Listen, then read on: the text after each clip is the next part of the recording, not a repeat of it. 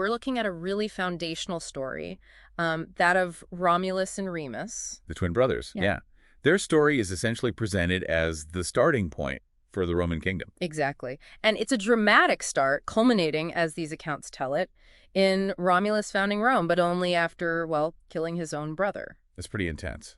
And central to it all, visually anyway, is that image of the she-wolf, La Lupa. Ah, yes. Suckling the infants. You see it everywhere. It's become this instant symbol of Rome, hasn't it?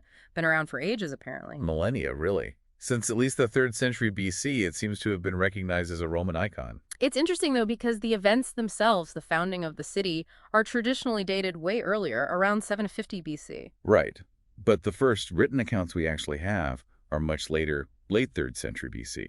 So there's this gap. Which naturally makes you wonder, how did the story change? How did it develop over those centuries before anyone wrote it down? Absolutely. The story typically starts in Alba Longa. That's where they're born. Their mother being Rhea Silvia, also called Ilias sometimes. Correct. And she's not just anyone. She's a Vestal virgin. And crucially, the daughter of the former king, Numitor. Former because his brother Amulius had kicked him off the throne. Precisely. So there's already this layer of dynastic struggle, and then some traditions add another layer. The divine parentage idea. Yeah, that the father wasn't mortal at all, but the god Mars himself. Conceived in a sacred grove, no less. Yeah, so you've got royal lineage and potentially divine parentage. That makes them a serious threat to the current king, Amulius. A huge threat. He couldn't have these potential rivals growing up, so he gives the order. The famous order to, well, get rid of them by leaving them by the Tiber River. Abandonment, yeah. Hoping the river would essentially solve his problem. Yeah. A pretty brutal move. But it doesn't quite work out that way in the legend, does it? No, it takes a twist. The story says the river god, Tiberinus, actually intervenes and saves them, washes them ashore safely. And that leads us to the she-wolf, finding them near the Lupercal cave. That's the iconic moment, this wild creature nursing the abandoned human infants. It's such a powerful, almost primal image of survival against the odds. It really is. And then, after the wolf, Then comes Faustulus, a shepherd. He stumbles upon them, takes them in, and raises them with his wife. and they grow up just as shepherd boys, no idea about their real parents or the whole Albalonga drama. None at all, according to the main story. They're just tending flocks growing up, but apparently showing natural leadership qualities even then. So they're leaders among the other shepherds. Seems so. They get involved in local disputes, kind of natural leaders, and it's one of these disputes between supporters of Numitor and Aemilius. Ah, the family feud catches up with them. Exactly. It escalates and Remus gets captured, taken back to Alba Longa and thrown in jail. Okay, so Remus is captured. That must have been the turning point. It really was. Because back in Alba Longa, people start looking at Remus. Numitor, his grandfather, sees him. Aemilius sees him. And they start suspecting, thinking, wait a minute, this young man. Yeah, the resemblance, maybe, or just the circumstances. Meanwhile, Romulus isn't just sitting around. He hears his brother's been captured. And he plans a rescue. He rallies the other shepherds, organizes a force. It's all very action-packed. And somewhere in all this chaos, they finally learn the truth about who they are. That's the idea.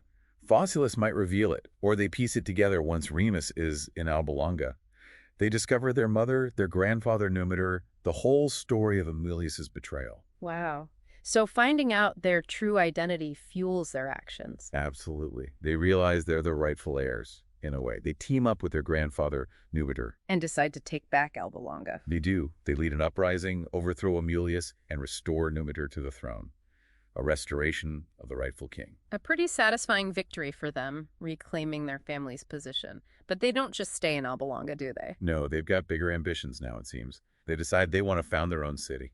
Back near the place where they were saved, the Seven Hills. Exactly. Near the Tiber, near the Lupercal cave.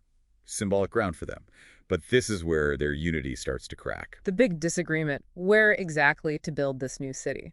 Right. Romulus picks the Palatine Hill, the one right above the cave where the wolf found them. Okay, makes sense symbolically. And Remus. Remus prefers the Aventine Hill, a different location nearby. They can't agree. So how do they decide? Ancient dispute resolution? Augury. They turn to reading the signs from the gods, specifically watching for auspicious birds. Bird watching to found a city. Okay, how did that go? Well, contentiously. Remus sees the first sign, 6 vultures. Rick 6, good number. Seems decent.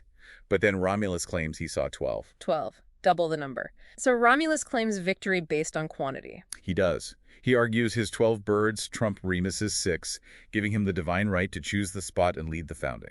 I can imagine Remus wasn't too happy about that interpretation. Not at all. The sources say the dispute got heated. Remus felt cheated or perhaps just didn't accept the outcome. And what happened next? This is the really dark part of the story. It is. Accounts differ on the specifics, as they often do with myths. But the core is that Remus, in anger or mockery, jumps over the low wall or trench Romulus had started building for his city on the Palatine. A sign of disrespect? Crossing the boundary. A huge sign of disrespect, a violation of the sacred boundary, the pomerium, and the consequences immediate and fatal. Remus is killed. Yes. Either Romulus himself strikes him down in anger, saying something like, "So perish all who ever cross my walls," or one of Romulus's supporters does it. Either way, fratricide. Killing his own twin brother at the very moment of founding the city, that's quite a foundation stone. It casts a long shadow, doesn't it? Violence and kinship betrayal right at the origin point. So with Remus gone, Romulus is the sole founder. He proceeds alone, names the city Rome after himself, establishes the first institutions, the Senate, the legions, religious rites, becomes the first king of Rome. And reigns for many years, according to the legend. For a long time, yeah. Yeah. Laying the groundwork for everything that came after. Now, you mentioned earlier that the written accounts come later, and they sometimes differ. Right. It's really important to remember we're dealing with different versions, different traditions evolving over time. So not all versions tell the story exactly the same way. Definitely not. Some of the earlier fragments we have seem more focused on, say, their connection back to Aeneas and the Trojans, or the details of overthrowing Aemilius. Less focus on the wolf, maybe? Or even the killing of Remus? Sometimes, yes. Those elements might be less emphasized or slightly different in the earliest tellings we can piece together. It suggests the story wasn't static. Any other interesting variations? Oh, plenty.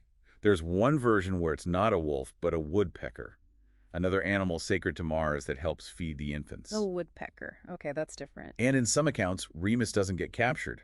Romulus just finds out who he is and goes straight for Aemilius. There's even a version where Remus appears as a ghost after his death. A ghost, wow. And I think you mentioned some sources suggest Remus might have actually survived. That's a particularly interesting one found in some later sources. The idea that maybe Remus wasn't killed at the founding, offering a less tragic alternative, it really shows how fluid these myths could be. It makes you think about why certain versions become dominant, doesn't it? The she-wolf and the fratricide are definitely the most famous parts now. They are. They seem to encapsulate something essential about how the Romans later saw themselves nurtured by something wild, founded through conflict. So, stepping back from the narrative details, what are the bigger takeaways here? What does this myth tell us about the Romans or about founding stories in general? Well, it's clearly loaded with Roman ideas about destiny, divine favor, ambition, but also the potential for brutal conflict, even within families, in the pursuit of greatness. The cost of building something new, perhaps. Exactly. It doesn't shy away from the violence inherent in establishing a new order. It raises questions about leadership, conflict, and whether the ends justify the means. And it shows the power of these origin stories, right? How they shape a collective identity. Immensely powerful. These myths provide a shared narrative, a sense of common origin and values, even if the historical accuracy is, well, debatable. Speaking of historicity, the whole debate about whether Romulus and Remus were even real people Is ongoing among scholars. Were they actual historical figures or purely symbolic? Or maybe based on some real figures lost to time? The lack of contemporary evidence makes it hard to say definitively. But the evolution of the myth itself is revealing. Absolutely. Studying how the story changed tells us about the Romans themselves, what they chose to emphasize about their past at different times. And finally, that image we started with, the she-wolf, it endures. It really does. It's more than just survival. It speaks to themes of nurture coming from unexpected, even dangerous places. Resilience, the wild roots beneath the civilized city. It's incredibly potent. A story full of contradictions, really. Divine favor and brutal murder, wild nurture and city building. That complexity is probably why it's lasted. It's not simple. So, maybe a final thought for our listeners to ponder. Considering this mix of the miraculous, the ambitious, and the violent, what parts of this foundational story still feel relevant? What does Romulus and Remus's tale suggest about the nature of beginnings and, the challenges that come with trying to build anything lasting?